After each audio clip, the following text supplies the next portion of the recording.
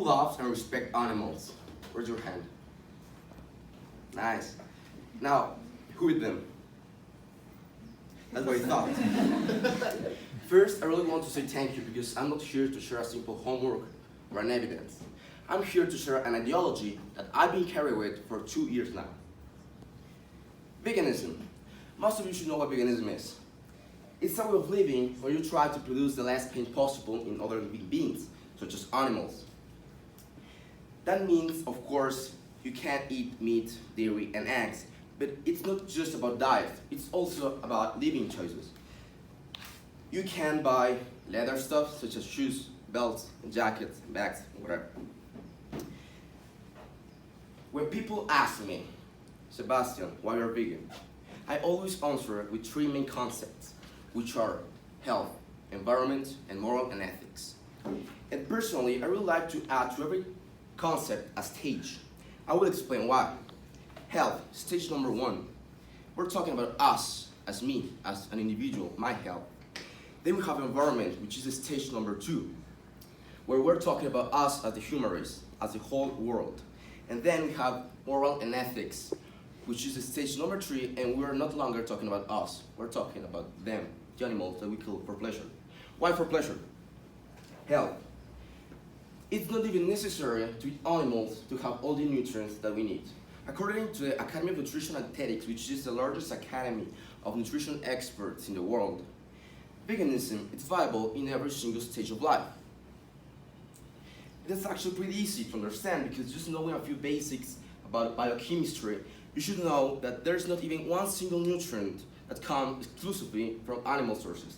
All of them can be found in plant sources. There's just one, which is vitamin B12, and actually that vitamin comes from bacterial source, not from an animal source. So both meat eaters and vegans can be deficient in that vitamin. So it's important to supplement it in both cases. Now, it's not just that we can be healthy being vegan, it's also that we can actually be healthier. Here we have a stat which shows the amount of vegan food in the green column and the amount of chronic and cardiovascular diseases, which are now the leading killers today, in the red column, in different countries. When I say the leading killers and chronic and cardiovascular diseases, I mean diabetes, cancer, heart attacks, hypertension. I repeat, the leading killers. So yeah, we can be healthy and actually healthier being vegan. When we talk about environment and we talk about livestock, we're in front of the major cause, principal cause of deforestation, lack of water, lack of terrain, air pollution, water pollution, destruction of the oceans. According to the FAO, we know that 50,000 of liters are required just to produce 1 kilogram of meat. You should not take a shower for at least 2 months if you want to save that amount of water. When we think about air pollution, we think about cars and airplanes. But there's a fact. Livestock produces more carbon dioxide than all the means of transportation together. All of them. You can say motorbikes, cars, airplanes, all of them together will produce less carbon dioxide than livestock. And actually that's why a meat eater can triplicate the amount of carbon dioxide produced per day per person in comparison with a vegan person.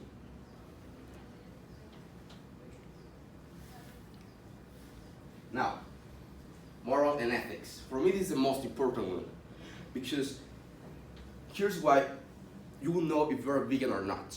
You can say, I will just eat meat once a week, once a month, once a year, and nothing will happen. Well, that's actually kind of true. But if you think that in that moment you're eating that piece of meat, you're killing an animal that had a soul, had a life, had the same capacity to feel pain, emotions, and the same right to live as you and your dog, maybe you will think it twice before eating that piece of flesh. I remember once we were doing a debate here, this same classroom. You were there, some of you were there. A bird come in and crashed with the other side of the classroom. And he had a broken wing or something because he couldn't fly. In that moment, everyone was saying options, was taking care of the bird, was saying, we have to take it to the veterinary or something.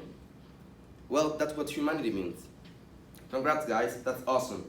But at the same time, I thought, wait, almost everyone, for not saying everyone, has a dead bird in the freezer. So, if you don't remember, a chicken, it's also a bird. So why we love some of them, why we kill some of them? I really want to see if some of you could kill an animal with your own hands. Could you? No. Could you? Yes. Nice. Now, with your own hands, Yeah. you could eat a pig with just punches. Yeah, I really like meat. Okay, nice. Now, some of you could do it, maybe, I don't know. I really want to see it. But if you think there are actually people that do it, which is true because that's what work is doing in slaughterhouses, you should be interested in the titles back there. PTSD. PTSD means post-traumatic syndrome. That means change your whole emotional profile after a traumatic situation. That means you get emotionally dead. Workers in slaughterhouses are getting emotionally dead because they're workers and because they work and they are getting paid nothing. So now, you know why I'm vegan. I have a better question. Why you're not vegan? Thank you.